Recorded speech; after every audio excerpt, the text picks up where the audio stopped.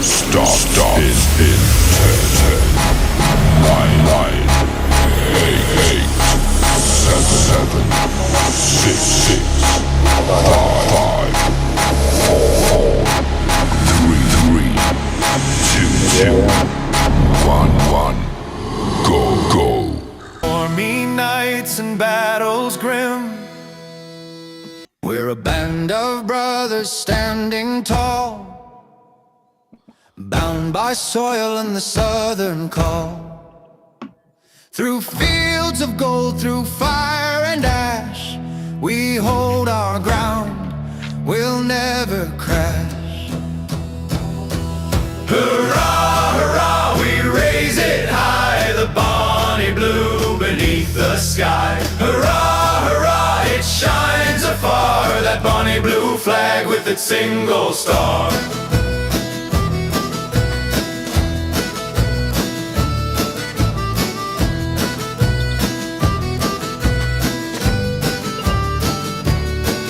Our rights were forged in honest hands. We plowed the fields, we worked the lands. When danger came, we made our stand. A simple star, a bold demand.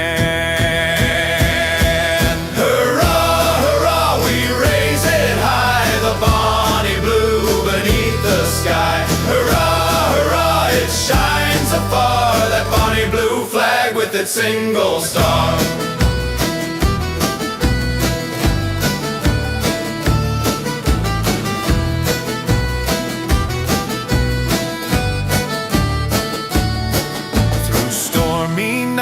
And battles grim, our anthem sung a sacred hymn.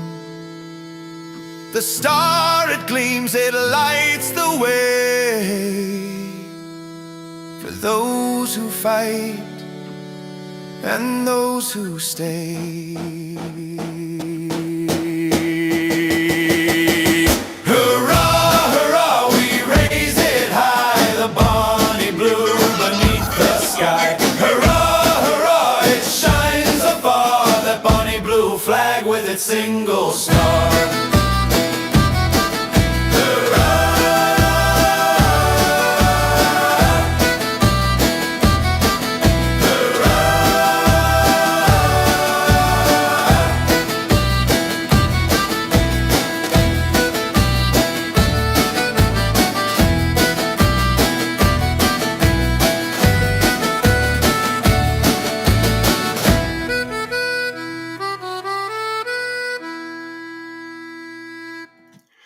Yes, indeed. Hurrah. We all serve the bonny blue flag with a single star. Folks, tonight is a historic night. It's the very first time I've had this many people on at a time. I have two more folks who may still join us, but tonight, going from the top, going across and down, I have Lieutenant General Alex Wissonet. I have, get rid of the screen here. I have Benjamin Walker. He is an author. We have Josh.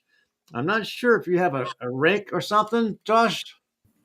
Not really. Board of Directors, Southern Independence Association. There you go. That works. Board of Directors. We have Lieutenant General Michael Muskowski and Brad Bolden. And open disclosure, Alex and Brad are two of my current clients for Ancestry. And Lieutenant General Michael Muskowski is a past one, and he may be coming back. Tonight is all about the South and anything about the South. We do have some topics we want to talk about, but I understand we'll start with Alex. What do you have on the board for us to talk about? I'd like to talk a little bit about how two ancestors were in 1860. Actually, one of them signed the South Carolina Ordinance and Section. Okay. Hey, can we try something here? I'm getting a little bit of feedback. When one person is talking, can you guys mute your microphones? And then when you need to talk, unmute your microphone. Let's see if that goes through that noise, okay?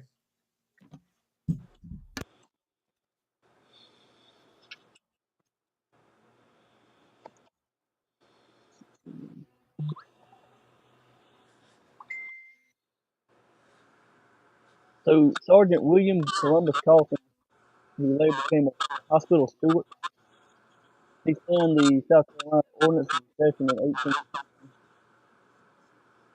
Winter of 1865, Sherman moved north through South Carolina after the devastation of a devastating path through Georgia. Union soldiers found the emancipated doctor in bed, second floor.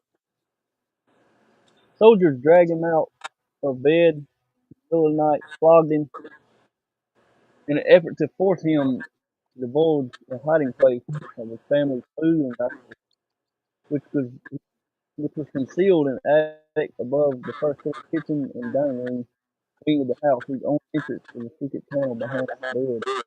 The soldiers determined that he was the signer of the secession. Had they had known, I'd imagine his treatment would have been way more severe than they killed him.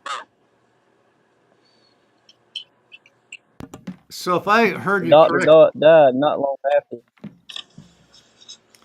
so if I heard correctly, and you might need to speak a little bit closer to your mic for more clarity, but you're talking about a person. What was the guy's name? So, was Sergeant William Columbus Carlson. Okay. He later became the steward. So, as I understand you, he had food hidden for he and his family, and Sherman's people came through, and they obviously were searching for food for the soldiers and made him turn over the food, correct? And when he refused to, they flogged him. Yeah, they flogged him. Yep, It that's says, one. uh, That was one of the things I learned when I was doing yeah, my research, that Sherman actually had at the tail of his army, he had a group of soldiers who could do whatever they want to the civilians, as well as to the properties, without any type of any type of military crimes against them. And they're the ones who raped and pillaged and burned and so forth. Uh, I tell you, as a person born in the North, that really pisses me off. It sure does. it really does. Now, was this person related to you, Alex? Yes. Okay. Wow. I have it somewhere. I've got notes written down here and there. I understand. But I do want to say that he died on May 4th, 1865.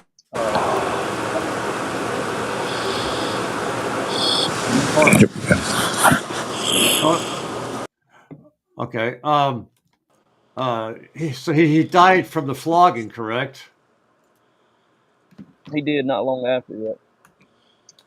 But in 1960, the Lancaster News did an excerpt on the 22nd of September. The person who owned the house was Mrs. Phillips, and so another old family member, he visited the house, and the woman showed him a tree in front where he was told that the daughter was tied to when he was flogged. That would have been a fellow by the name of Al Bettis was the family, and that excerpt was from Marilyn Westenhover. So so the house that he lived in during the war is still is still owned by family members of the descendants. Yeah. Wow, that's cool. So, yeah. Okay, Benjamin, what do you have for us? Well, like a certain topic, I want to talk about Stone Mountain basically, and how we can save Stone Mountain. Okay. Before you get started, I actually have an image of the Stone Mountain that we can share so people can see what's going on there and get an idea of what's happening there. Da, da, da, da. Okay. So on the left is Stone Mountain as it stands today. And on the right was when it was eroded back in 2011. So you can definitely see, you can definitely see that there is, come on. Hang on a second, folks. You can definitely see that there is deterioration of the mountain. Who did we lose? Yeah, I was going to say that and stuff. It's deteriorating due to neglect and all that stuff. Well, I think also didn't Mindy say in her one post that's also from power washing?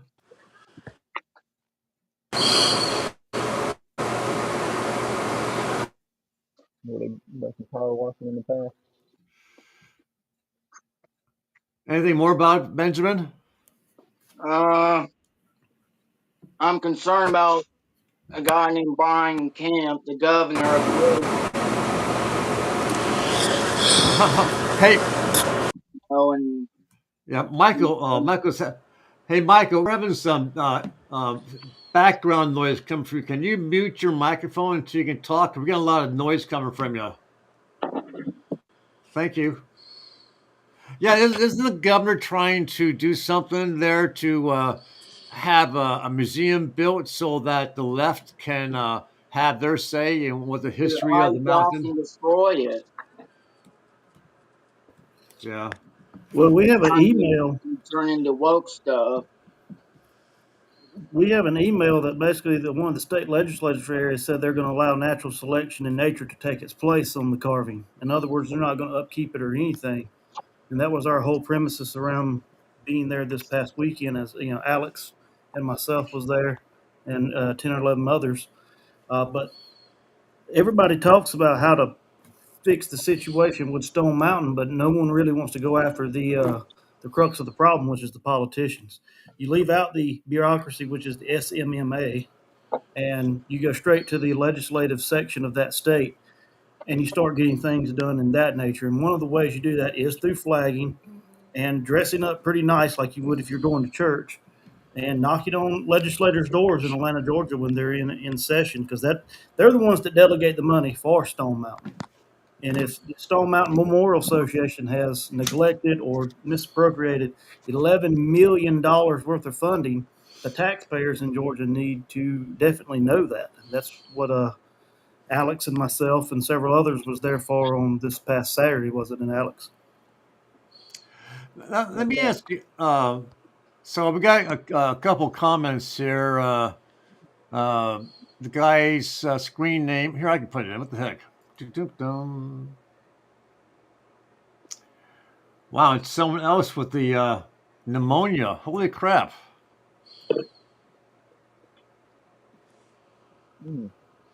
The South is coming down sick. Okay, so I'm going to ask a couple questions. This is coming from a guy who was born in a northern state, but I love the South. So if the question sounds stupid, I apologize. I know, if I'm not mistaken, the CSA 2 is designed to help protect the monuments, the cemeteries, and statues. Is that correct?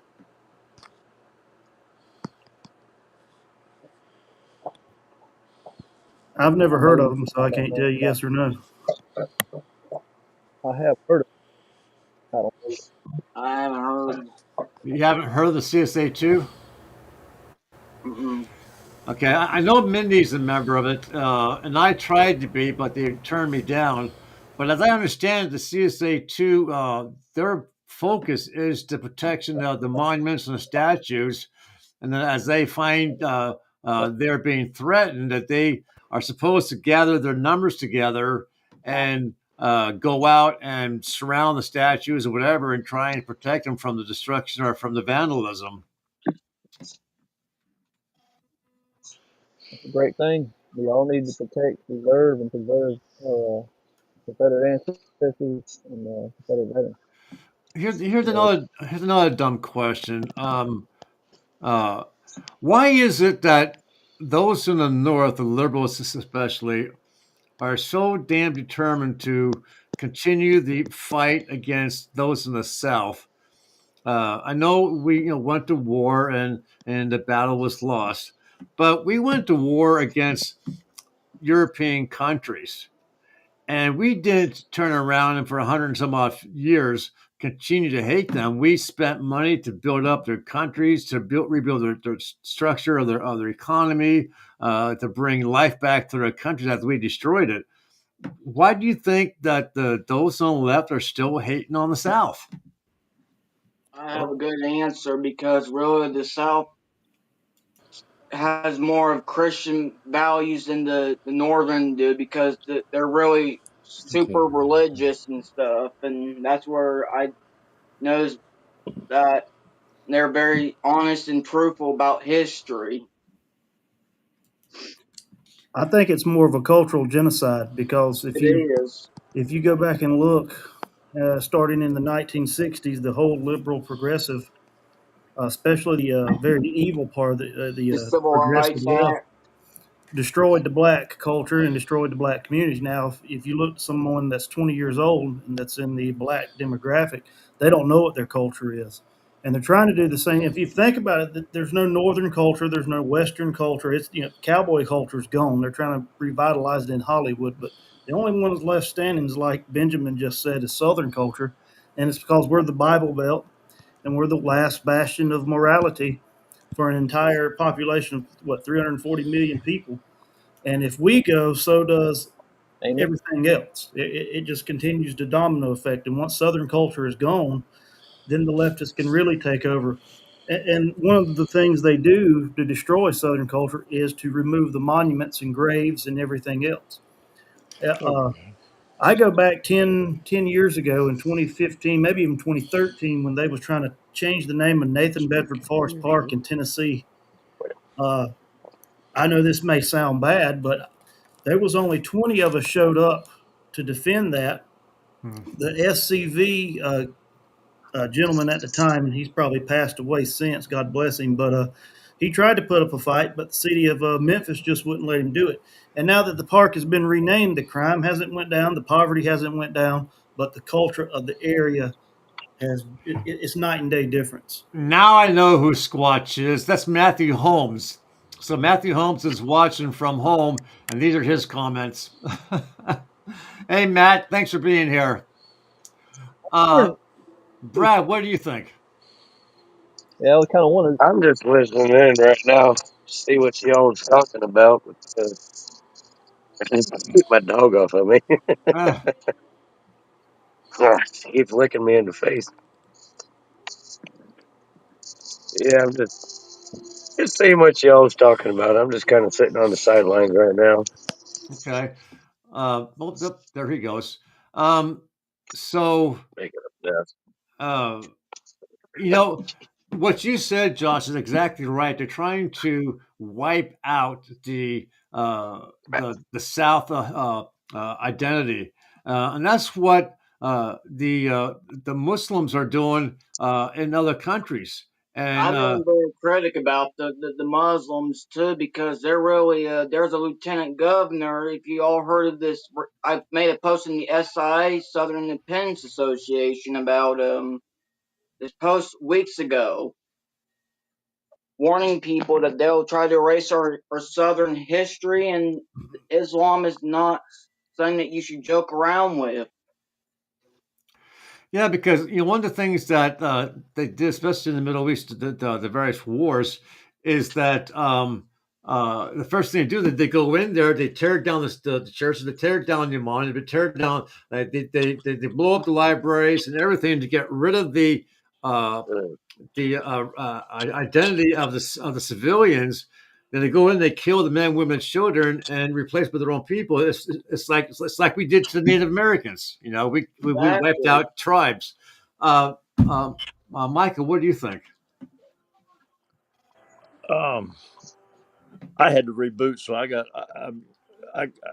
kind of what is the storyline we're following here? So right now we're talking about why is the left and the liberals so damn determined to wipe out the ethnicity of those in the South, the history of the South. It's all been pretty evident to me that everybody has to remember that the South is the last unique section in this country. You won't find another section of this nation that has the same qualities or the same uh, way of life anywhere. We are a people of and on our own. We're also the only section of this fine nation that has ever taken up arms in rebellion to win our own freedom. I don't care what anybody else says. I mean, you could earn a PhD arguing all the arguments, and it was certainly a very complicated civic situation. But basically, the South said, "To hell with you. We're tired of it. You're going in directions we don't want to go, and we think we'll take our bat and ball and go home." And they don't.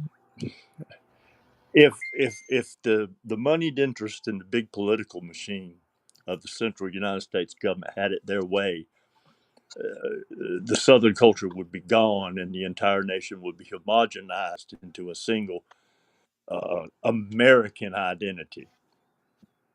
That's the last piece of the puzzle.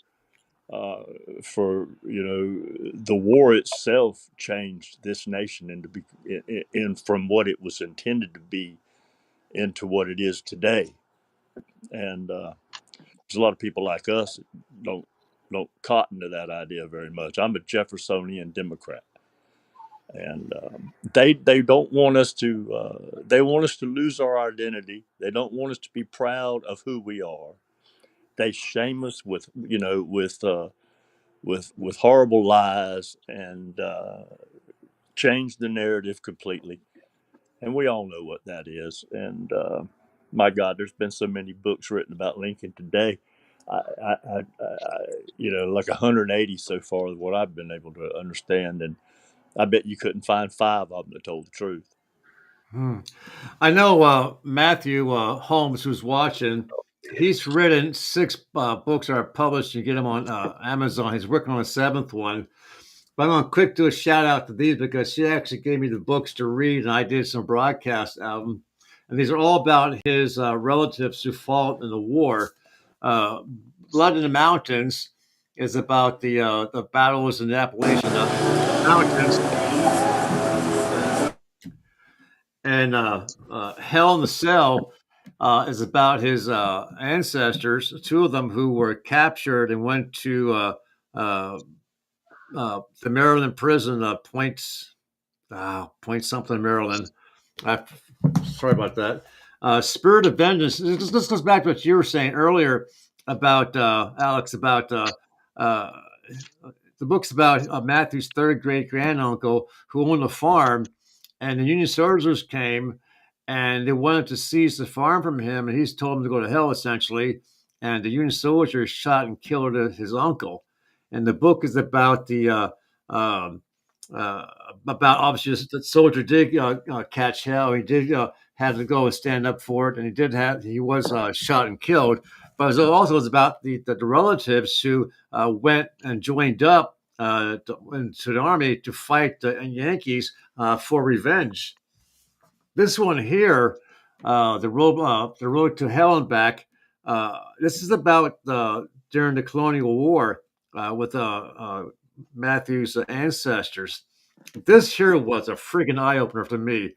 I knew that war was cruel, but when you read this book about how the English soldiers and their allies, the Indians, treated 3,000 civilians, it makes you want to hate the English even more so.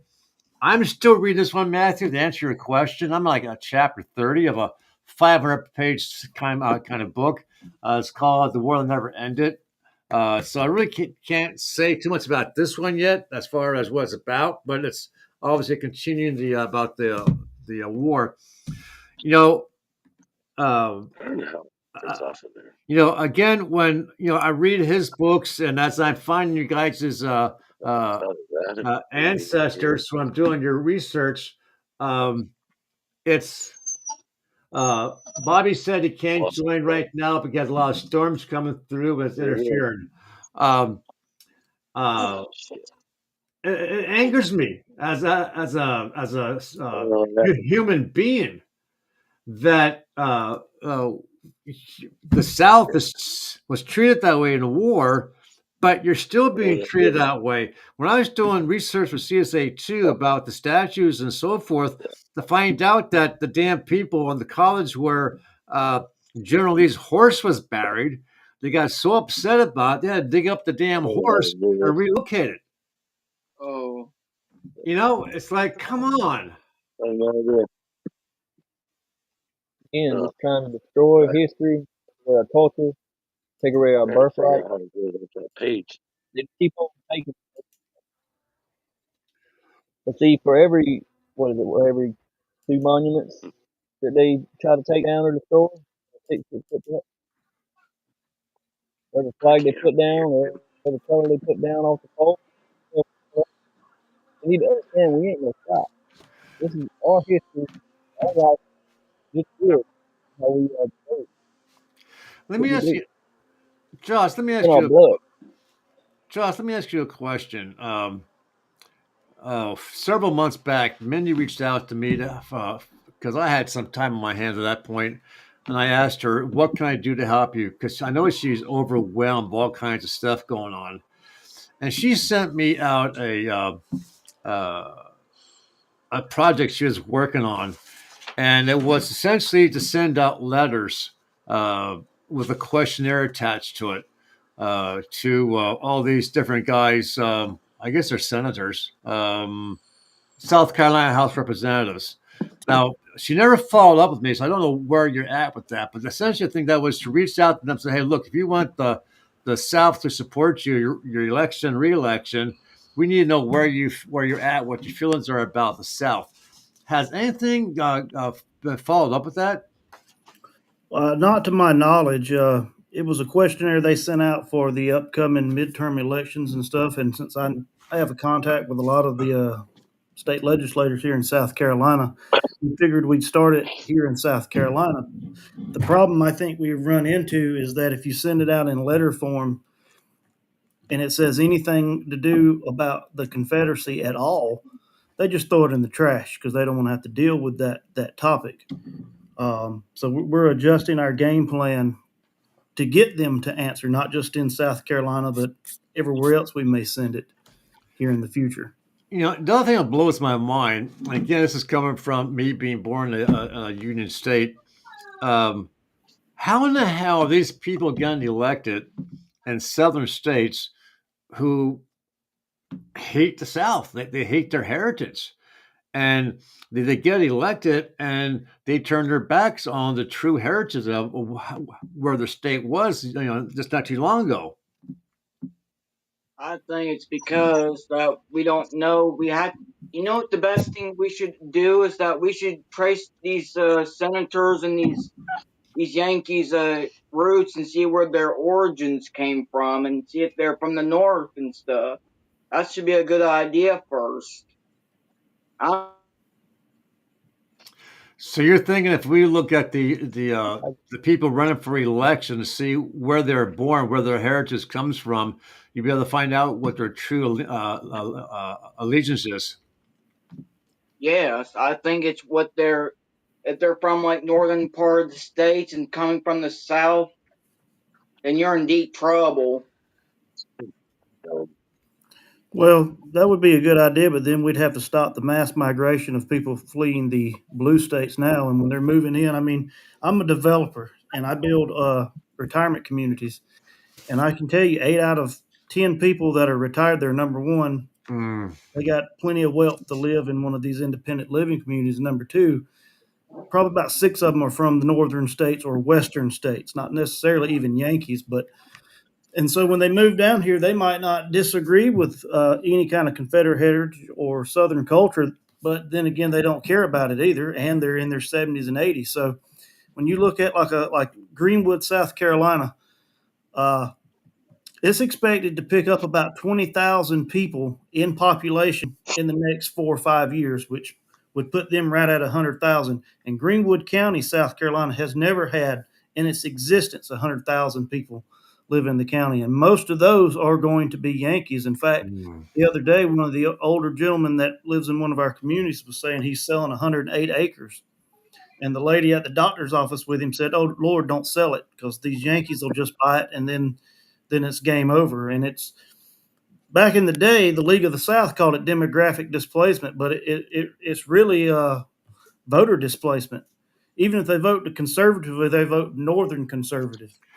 I just saw something a little while ago about the senator in Maryland who's trying to get 30 counties that were surrounding him in 2 other states to become part of Maryland. Have you guys seen that? Yeah, I saw it a while ago. I don't think I've seen it, but I'll be interested and stuff. Virginia. Yeah, it's I haven't kind heard nothing about it. No. It's kind of like, I'm in Lancaster County where we have Amish, Mennonites, Dunkards, and Quakers, and they're all farmers, and they all live the way they did when they first came here from, the Mayflower, and they're allowed to do that because the government leaves them alone. But what's happening is that the surrounding areas are starting to become more industrialized, and more of their people are being ran over by cars because they're still getting horse and buggy. So they're selling their land to move into the Midwestern states where there's more open space, and their farms being turned into residential areas. So, like you're saying, okay, I can understand now a little bit where the people are moving from the Yankee states down to southern states, and they get involved with the election process. And if the local people stay home, like what happened in New York, they're going to get outvoted.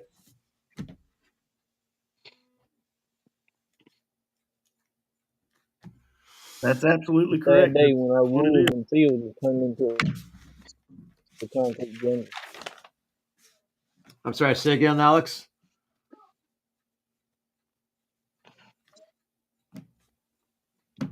I said a sad day when our woods and fields have been turned into a concrete jungle, whether it be by storage units being put up or housing development.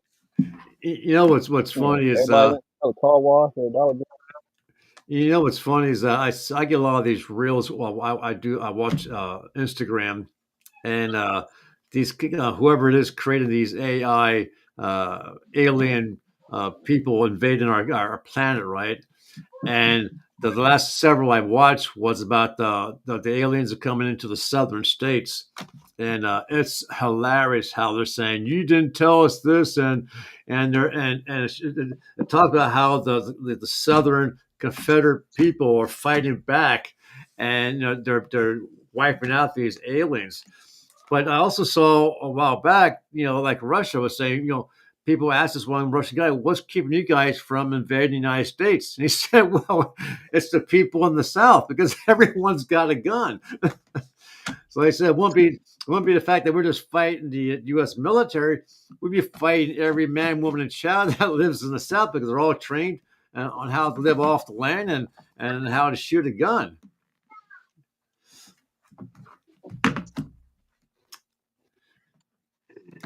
That's the only thing. Most of my family come from Virginia and Kentucky. I get it.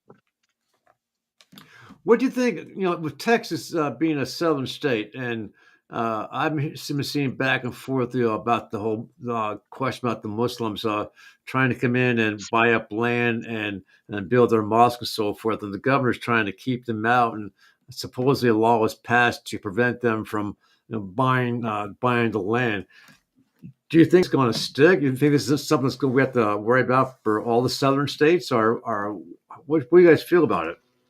I'm concerned for you guys, but I live up north, but I live in Ohio, but in part of the Appalachian area, but you guys got to be prepared in case they attack rural parts. They'll be in trouble and stuff. Well, the one way to defeat it is to, each state will have to do it, but each state to drop the classification for 501(c) nonprofits for religious institutions. That way it's fair across the board. We have this little sticky thing called the First Amendment that you have to go by, and if you do it for one, you have to do it for all of them. And so the problem with the Muslims getting the mosque and everything, they have unlimited funds. I mean, Saudi Arabia is going to be sending in 20 to 30 students over the next 4 years to the Citadel at $100,000 a year for each student. So you know, they got the funds to do whatever they want. We just have to be smarter than them and create a tax code, or should I say, do away with the tax code that governs the religious nonprofits. That way, they got to pay to play. Sorry, my nephew's in the background and stuff. You might hear him and stuff. Okay, so Matthew had earlier gave me a couple ideas about what to about what to bring up in conversation, and one of them was about some of the weapons that was used by the Confederate Army. So I actually have two videos I want to show you here. So then we'll get a conversation after the fact. Ba-bum, ba-bum.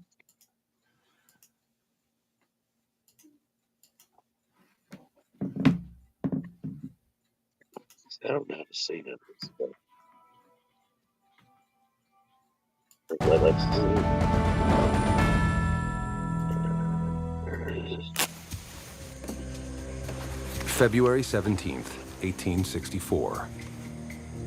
Charleston, South Carolina. A special military unit is on a secret mission for the Confederacy. They volunteered to attack a Union warship with a new stealth weapon. It's a submarine. Some consider it the South's last hope. Others call it suicide. 13 crewmen have already drowned in earlier runs. This crew will meet a similar fate, never to return.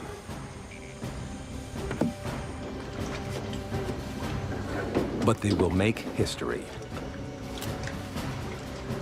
and launch a mystery that puzzles the world to this day.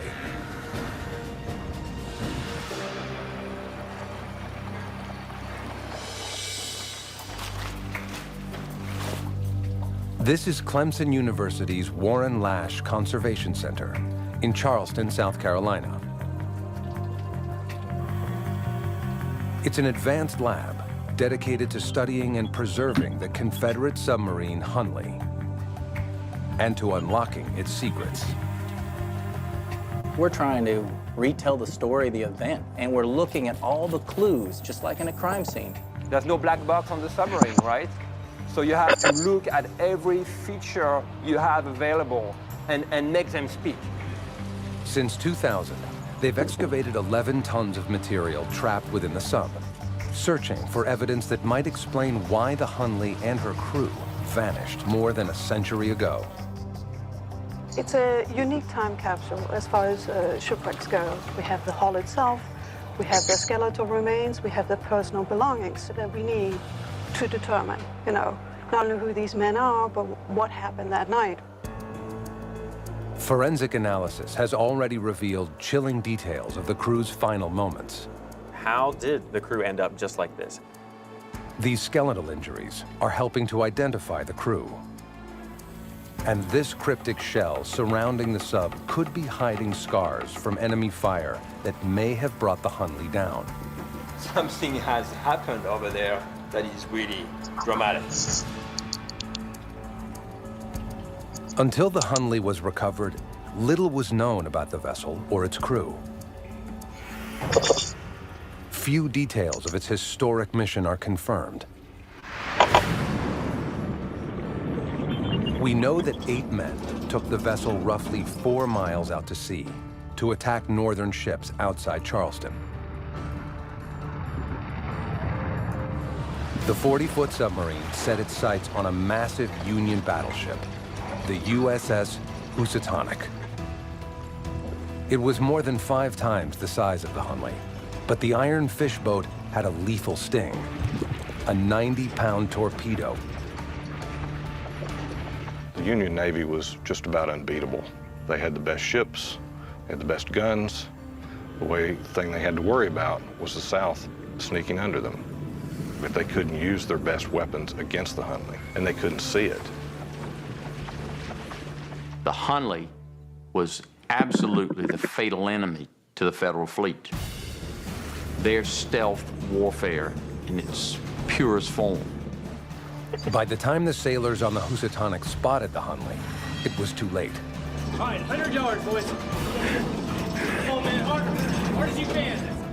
The sub was so close to the ship, they couldn't tip their cannons to fire on it. Desperate, they used their sidearms against the charging threat.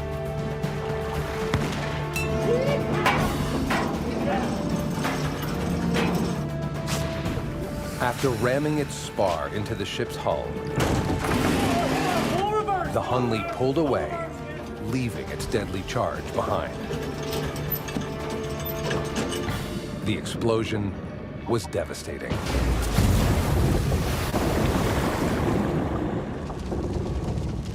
Within minutes, the mighty Housatonic was on the bottom. Hunley changed the entire rules of the game. They made it a three-dimensional fight, and nothing would ever. So I guess my question would be is obviously the Hunley was both a great success and a tragic, so we say, failure. Why didn't they build another one? Didn't have the money to. Didn't have the money? No, I mean, it took a valuable amount of resources for them to build that. Matter of fact, one of my fourth generation grandfathers, Jeremy Francis Gilmer, was the chief engineer of the Confederacy. And he wrote about it. He's buried in Savannah, Georgia. And between that and the earthworks that they built in Honey Hill, by the end, when the Confederacy launched the submarine and it did its job and it sunk, it was just like if you blow a car engine, it was over. You know, you couldn't do it again. Didn't have enough time. Didn't have enough manpower or money. Wow. You know, you have to give the soldiers of the South kudos for their bravery. You know, that they fought the war to some degree, knowing that they're outmanned. But the one that comes to my mind is the Battle of Gettysburg, where the general said for Virginia, and those men, lined up and went across that open field to open cannon fire and bullets flying. But they did it because they loved their general, they loved their country, and they had the respect of them. It really. It makes me cry every time I think about what they went through. It's like I did a year or so ago a broadcast about the Battle of the Crater and how that whole thing evolved and the outcome of it. Again, it was the Union's soldiers said, "Let's go underneath them," and it blew them up. But then the Union soldiers went down into the crater. And the Confederate soldiers were at the top shooting down. And then they brought in the next wave of Union soldiers who were walking on top of the dead Confederates and the dead Union and the wounded. And same thing, they're getting shot at until finally someone gets the right order out saying, go around the damn crater. It's the bravery of the men that speaks for itself. And for Sherman to do what he did, against the civilian population. I don't know why he never got charged with war crimes. I really don't. Well, he burned down the courthouses back in the days during the Civil War. He burned down the courthouses in Kentucky and all the way through Atlanta, Alabama, and they tried to hang judges back in the day during the Civil War. Yeah. Well, he didn't ever get charged with anything because when he comes through, their side won. I mean, we didn't get charged with any kind of what you call war crimes when we dropped the bomb on Hiroshima and Nagasaki, or the carpet bombing of Germany or Japan leading up to the atomic bomb being dropped. And we killed over 100,000 civilians in one 24-hour period just doing a circular bombing thing around Tokyo. It actually sucked the fire inside. So the winning side never gets charged with any kind of crimes like that. I mean, I hate to say Right. it, but if our side would have spent more time on basically doing this, what the Union did, which was they read the book The Art of War and said, "Let's go do it." And our side just said, "No, we don't want to fight that kind of war. We don't want to fight a war of attrition." And now you're taught in West Point and Citadel and other military academies that when you're fighting a war, you fight to win it, and you do whatever you got to do to win. So, with that thought in mind, let me ask you this: and the Revolutionary War, the English, England at that time was the most powerful nation on the planet. Okay, and they fought where you were 3-4 deep, in a row, and marching down the battlefield. And initially, the colonials did the exact same thing until they finally realized that, hey, we're getting plastered here. And they started shooting from behind walls, behind hedges, behind trees. They started hiding and started doing guerrilla warfare. And I think that's had a lot to do with them winning the war.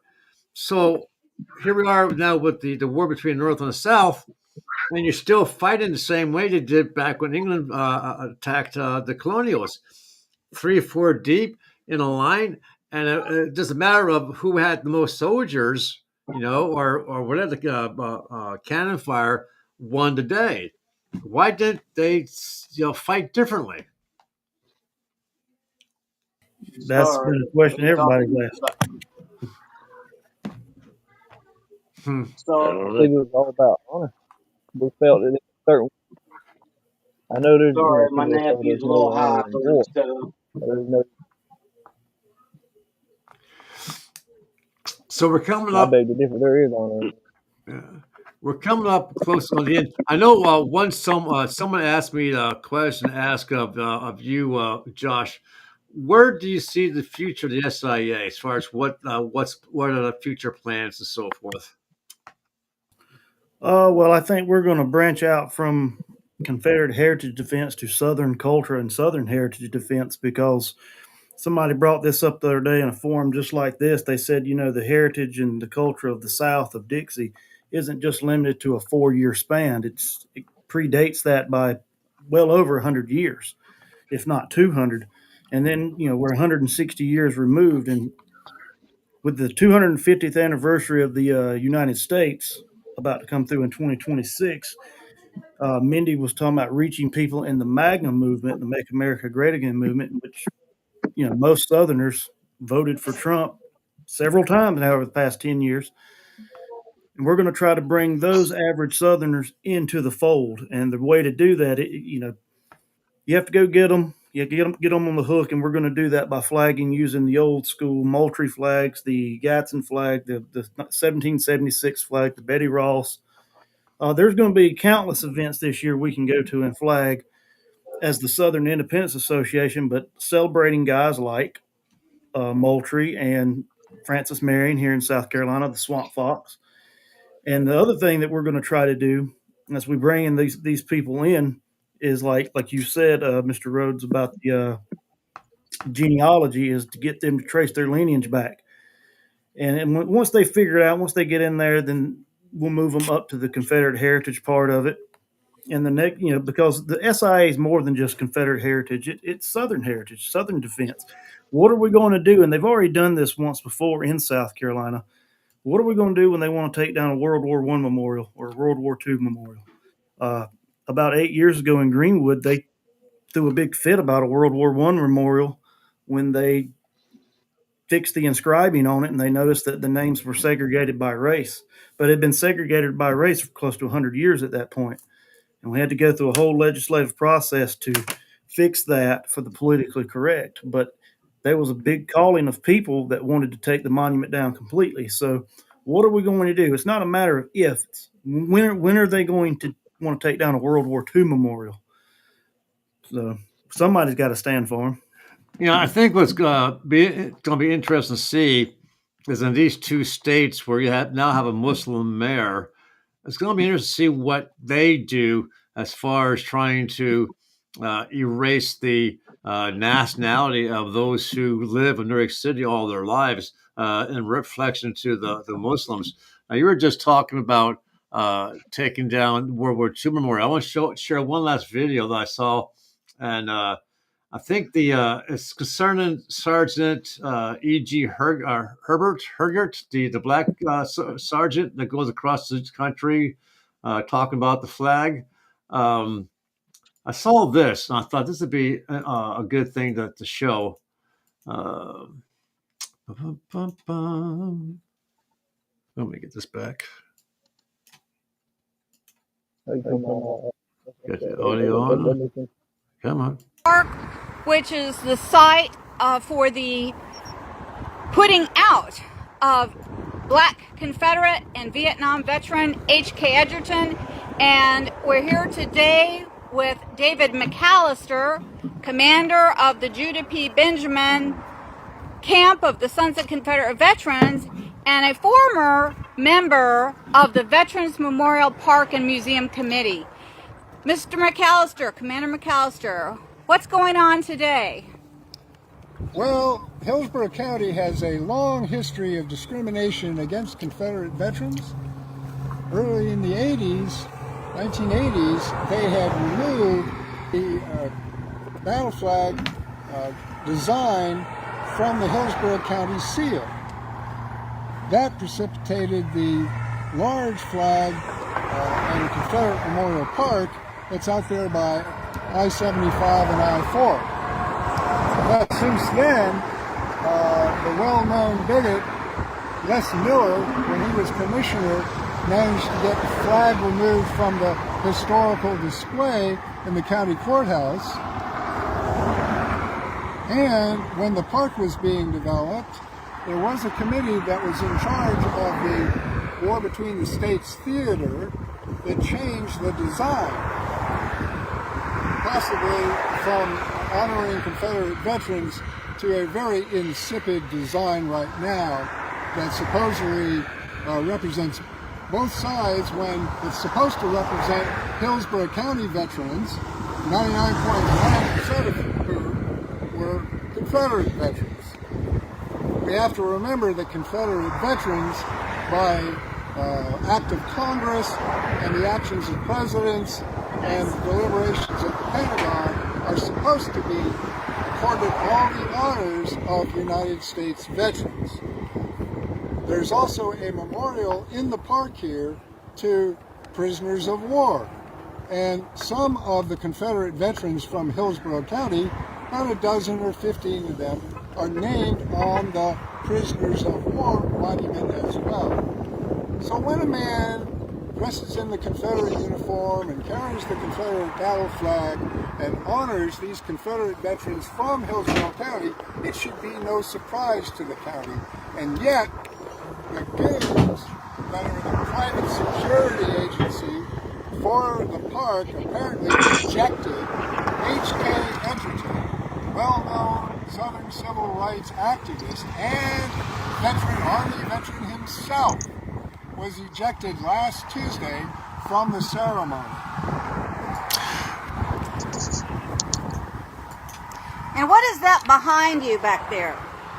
Behind me is a sign that's been put up recently after the Veterans Day ceremony to say that there is to be no free speech in Veterans Park because only out there is the dedicated free speech zone or designated free speech zone. Well, okay, so I'm going to pause. Like that background noise is really hard on the ears. So essentially what he was saying is that even though, hold on a second, that even though there was laws passed showing that the Confederate soldiers are to be treated as vets, apparently in that particular town, they are not being treated as vets, and that the park there has a free speech only zone, the way it sounds like. It kind of sounds like, on the college universities where, when you want to go there and you want to talk about certain subjects, you can't because you're not allowed onto the property or I saw videos where there's people in the lunchrooms and they got an American flag, or whatever, on their laptop or whatever, and they're saying, no, you can't do that. This is a black person only zone and stuff like that.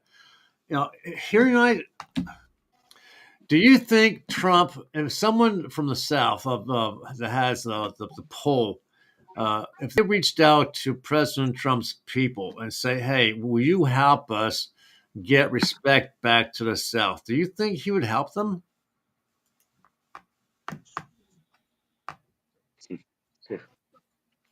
I know Probably he not. promised he's defended from the porch of Robert E. Lee back at that one university and stuff. But I don't know if other than that I can let someone else know about that. But If I'm not mistaken, when Trump was president the first time, to protect the statue, so forth, he made a law that if you damaged, destroyed, or whatever a statue, there's a $10,000 fine.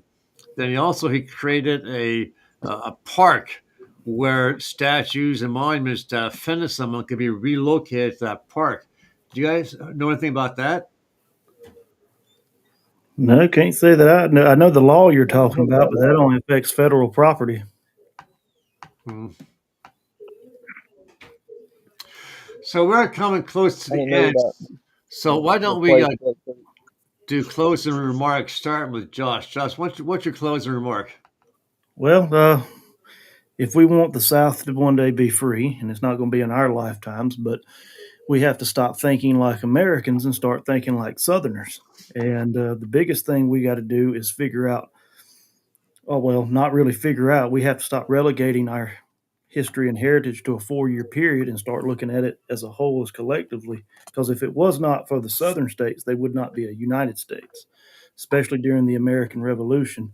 So I would urge everybody that's listening to hearken back to the glory days of Dixie and, help keep the South Southern, do whatever it takes.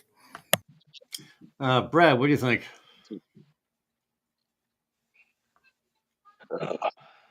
Yeah, I mean, I'd really have to agree with him on that. Yeah, being up here in the north, it's completely different, Randall. I mean, the area that I live in, there's a lot of folks around here that have Southern heritage, and there's a lot of rebel flags that get flown in this town. Like, you wouldn't believe it. There's so many. So there's a lot of people that have that same point of view, but they don't feel obliged to be able to show it because they feel that they're going to get discriminated against. Me, I don't even care. The only reason I don't do it publicly is because of where I work. I work with people, and as a plumber in this county, I have to be careful. I'll lose my job. If I piss off somebody or they get mad, it goes back on the business. So I don't put a lot of things out there, so to speak, but it's all on account of how you feel and where you come from as a whole. Most of my family's all from Kentucky and Virginia, West Virginia. That's where we was all transpired up to Ohio, and everybody come into Chillicothe, Ohio. Same place David Allen Coe was born and raised. You know what I mean? I'm from Chillicothe, Ohio. Yeah, I've been there numerous times. I know where you're at. We got to be careful, though. I mean, we can feel a certain way, but it just depends on what you do for a living. Yeah, I work in the I would, hospital and stuff, and I have to be careful too with where I'm working with people who are with other stuff and stuff, yeah, like different ethnicities and backgrounds and stuff. I don't talk like politics or religion or all that kind of stuff there. I just keep my mouth shut and do my job. Yeah, see, right. That's what I do. Now, you see You have that. to. See, that's where sometimes I get really angry, and every now and then I go into another broadcast that talks politics. But you have the Congress and senators who are Democrat liberals, and they're able to communicate to their minions when they want them to go out and do something like, oh, I know, burn down a city, loot, pillage, go against Republicans, find out where they live and make sure they don't fall asleep and all this stuff. And they go out and they do it. But nothing ever happens to them. And, I sit back and I think, why in the hell aren't we on the right, or specifically from the South, doing the exact same thing? Take a page from their playbook and do the exact same thing.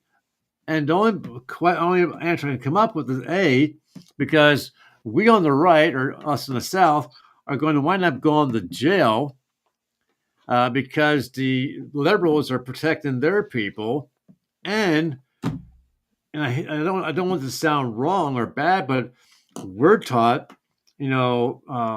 pray about it, take it to God. God knows what's going on. God will protect you. God will help you. And we sit back and we do absolutely nothing. Meanwhile, our cities and so forth, our statues, our monuments being torn up, they're being destroyed, and we're sitting at home doing absolutely nothing. I'm sorry. He's trying to fit my nephew. He is. That's okay. You want to do your closing argument, and then I'll go to Alex, and I'll kick you out. Benjamin, final words, and I'll kick you out then. My final words? Yep. I'm just trying to protect. Sorry, my nephew's. That's he's okay. a distraction. That's okay.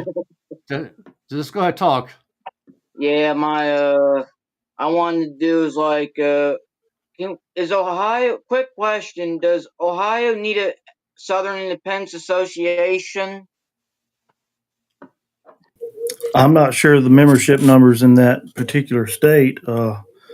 I can look and get back with you on that, or have Greg or someone who handles that get back with you. Thank you. I was kind of curious about that too. I asked Mindy the other day if there was like a branch up this way or anything, but I never heard nothing back from her. I mean, we're so far north, there probably ain't a whole heck of a lot up this way. Where are you at? I'm in central Ohio. I mean, literally smack dab in the middle of the state, about an hour north of Columbus. So how we have everything organized now is just by state. And so if we haven't really set a number on it yet, because you don't want to put like 50. You don't want to say once we get 50 people in Ohio, for example, then we'll start doing like divisional things and starting up, like you said, chapters or whatnot. But I think by the beginning of the year, we'll have an actual number, and we'll say, okay, well, once the state gets this number, and it'll be pretty small because it's it's hard to get people organized. But yeah, where it is. Yeah, I mean, like if you guys want to participate, you can sign up, and then we know you're in Ohio, and then go flagging. That's what we have to do. We have to have a street presence, and the more the merrier. But I've been on flagging things where I've been the only one there. Alex and me's been flagging. We was flagging in the middle of Communist Fest. So I mean, oh yeah. Mm-hmm. Yeah, I know. I'd love to go to Stone Mountain, but man, that's a heck of a drive. Yeah, I know Mindy for the past couple of weeks has been suffering with COVID, and she's been under the weather pretty bad. So Benjamin, I'll kick you out so you can take care of your nephew. Thank you. Alex, final word. Take care.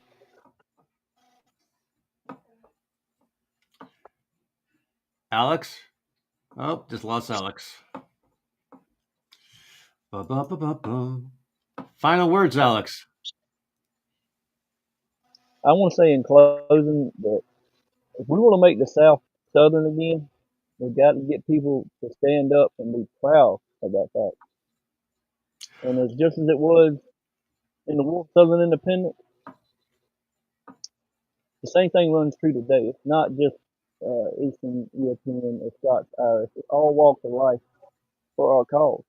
And I truly believe that they're out there because I've seen them. We have to hold down our state. I say this kind of jokingly, but also half serious. To get the South Southern again, you guys got to bring up your numbers. Have 8, 10, 12, 15 kids again. Because, like the Muslims. I mean, those guys have like 3, 4, 5, 6, illegal wives and have like 10, 15, 20 kids, and that's what's helping them take over areas because they're outnumbering those who lived there from before. So we need to raise the numbers of people who believe and love the South the way you guys do and the way I do, and get the numbers back up there. Because you were saying, who I think was Josh saying that people are coming from the northern states and coming down there, and they're buying up the land and they're voting blue. Well, it's not that they vote blue; they just buy up the land, and that causes an economic crisis in itself of bringing the price of land taxes and everything up. But even if they vote red, when a matter of Southern culture or something comes up like that, Confederate monument, they might not be offended by it like your typical liberal because they're conservative, but they don't care for it either. They care about property tax and how fast they can get to Starbucks. So, So look, I'm going to bring this to an end. You guys know me. My name is Randall Rhodes. I have the rank of colonel because Lieutenant General Alex Whitsenat and General Michael Mikowski, they love me, I guess. And they brought me in as their communications officer. They gave me the rank of colonel. It does my heart, so warm that, being born a Yankee, but I love the South, and you like 5 times. all my clients are from the South. They love me. They love what I do. They love their ancestors, and that's what we need more of. Just loving where we came from and respecting it.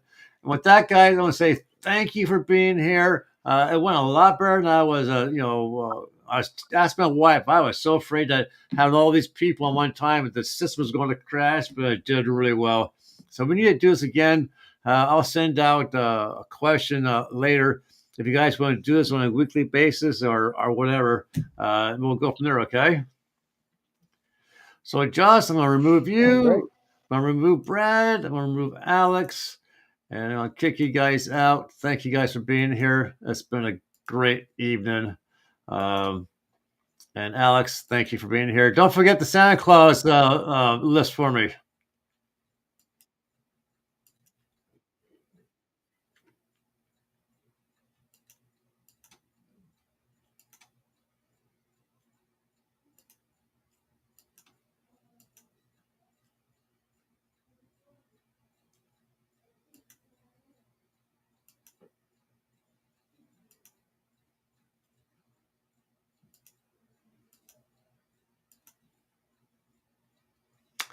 And with that, I am the lone person here. I want to say for those of you who are here, and Matthew, thank you for being in the audience watching and the comments you made. I hope you feel a lot better soon. And thank God you're treating yourself over the counter with medicine. As it turns out, you helped to fight off pneumonia. Mindy, if you're able to watch this or watch it in a repeat, thank you for your input. For those who weren't able to join us tonight, hopefully next time. And with that being said, this is Randy of All Roads Cleveland Genealogy and Colonel Randall Rhodes of the Gray Carolina Ghost saying, have a great evening. Thank you, guys.